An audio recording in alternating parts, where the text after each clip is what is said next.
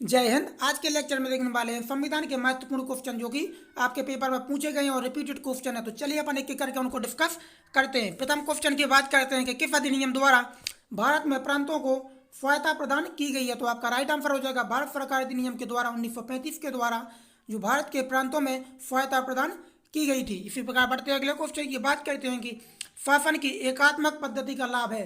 तो आपका right answer हो जाएगा दृढ़ राज्य है जो शासन की एकात्मक पद्धति का लाभ है। इसी प्रकार देखते हैं अगले क्वेश्चन की बात करते हैं कि जिस संविधान सभा द्वारा भारत के संविधान का अधिनियम किया गया था उसके सदस्य थे। तो विभिन्न प्रांतों की विधानसभाओं के द्वारा निर्वाचित सदस्य थे। इसी प्रकार बात करते हैं अगले क्वेश्चन की कि भारतीय संविधान में आपात उपबंध कहाँ से लिए गए हैं। तो आपका राइट आंसर हो जाएगा कि भारतीय संविधान में जो आपात उपबंध है वह भारत सरकार अधिनियम 1935 के द्वारा लिए गए हैं। इसी प्रकार बात करते हैं अगले क्वेश्चन की भारत की संविधान सभा किसके कहने पर बनाई गई है। तो आपका राइट आंसर हो जाएगा कैबिनेट मिशन पर जो कि आपका 1946 में आपका बना था। इसी प्रकार बात करते हैं अगले क्वेश्चन की कि भारत का संविधान सभा का अध्यक्ष कौन था। तो आपका राइट आंसर हो जाएगा डॉक्टर राजेंद्र प्रसाद। बता देना चाहूंगा कि जो डॉक्टर राजेंद्र प्रसाद थे वह भारतीय संविधान के स्थायी अध्यक्ष थे और डॉक्टर सच्चिदानंद सिन्हा जो आपके थे वे अस्थायी अध्यक्ष थे। इसी प्रकार बात करते हैं अगले क्वेश्चन की कि भारतीय संविधान की प्रस्तावना में किस प्रकार के न्याय की बात कही गई है। तो आपका राइट आंसर हो जाएगा सामाजिक आर्थिक राजनीतिक न्याय की बात कही गई है। इसी प्रकार देखते हैं अगले क्वेश्चन की कि संविधान की प्रस्तावना में भारत को किस रूप में घोषित किया गया है। तो आपका राइट आंसर हो जाएगा एक प्रभुत्व संपन्न समाजवादी पंथनिरपेक्ष लोकतांत्रिक गणराज्य आपके भारतीय संविधान की प्रस्तावना में घोषित किया गया है। इसी प्रकार बात करते हैं अगले क्वेश्चन की कि भारत पूर्ण संप्रभु लोकतांत्रिक गणतंत्र कब बना। तो आपका राइट आंसर हो जाएगा 26 नवंबर 1949 को आपका भारत पूर्ण रूप से संप्रभु लोकतांत्रिक गणतंत्र बना था। इसी प्रकार बात करते हैं संविधान की उद्दीपिका का संशोधन कितनी बार किया गया है। तो केवल एक बार जो कि आपका 42वां संविधान संशोधन और 1976 में आपका संशोधन किया गया था। इसी प्रकार बात करते हैं अगले क्वेश्चन की कि भारतीय संविधान में संघीय शब्द का प्रयोग कहाँ पर हुआ है। तो आपका राइट आंसर हो जाएगा कि संविधान में संघीय शब्द का प्रयोग कहीं पर भी नहीं किया गया है।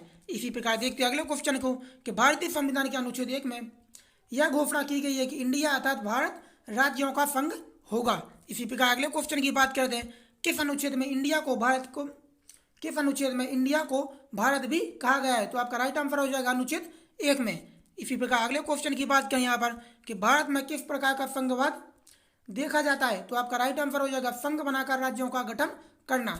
इसी प्रकार अगले क्वेश्चन की बात करें कि भारतीय संविधान कब लागू हुआ था। तो 26 नवंबर 1950 को भारतीय संविधान लागू हुआ था। दोस्तों ये वही क्वेश्चन है जो कि आपके पेपर में अभी तक पूछे गए हैं। बात करते हैं कि भारतीय संविधान की रचना के समय संविधान सभा का संवैधानिक सलाहकार कौन था। तो BN राव। इसी प्रकार अगले क्वेश्चन की बात करते हैं कि सरकार की किस प्रणाली में द्वैसदन पद्धति का एक अनिवार्य लक्षण है। तो आपका राइट आंसर हो जाएगा संघीय प्रणाली में। इसी प्रकार देखते हैं अगले क्वेश्चन को कि भारत एक कैसा देश है। तो भारत एक लोकतांत्रिक देश है।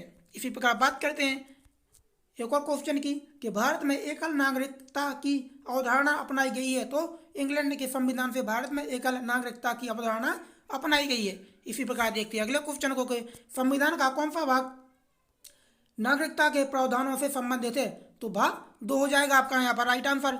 इसी प्रकार बात करते हैं अगले क्वेश्चन की भारतीय संवाद निकट है तो कनाडा के संविधान से। इसी प्रकार बात करते हैं अगले क्वेश्चन की कि भारतीय संविधान ने भारतीय महासंघ की योजना किसके संविधान से ली है। तो आपका राइट आंसर हो जाएगा कनाडा के संविधान से ली है। इसी प्रकार अगले क्वेश्चन की बात करें कि भारत के संविधान का निर्माता किसे माना जाता है। तो आपका राइट आंसर हो जाएगा डॉक्टर भीमराव अम्बेडकर को भारत के संविधान का निर्माता माना जाता है। इसी प्रकार तो दोस्तों आज के लेक्चर में इतना ही क्वेश्चन रखते हैं। कैसा लगा वीडियो आप लोग कमेंट करके जरूर बताना। दोस्तों ये वही क्वेश्चन डिस्कस किए गए हैं जो कि आपके पेपर में पूछे गए हैं। तो दोस्तों जो भी कैंडिडेट चैनल पर पहली बार आए हुए हैं कृपया कर चैनल को सब्सक्राइब जरूर करें और शेयर भी जरूर करें। तो दोस्तों फिर मिलेंगे अपन एक शानदार वीडियो के साथ। तब तक के लिए जय हिंद जय भारत।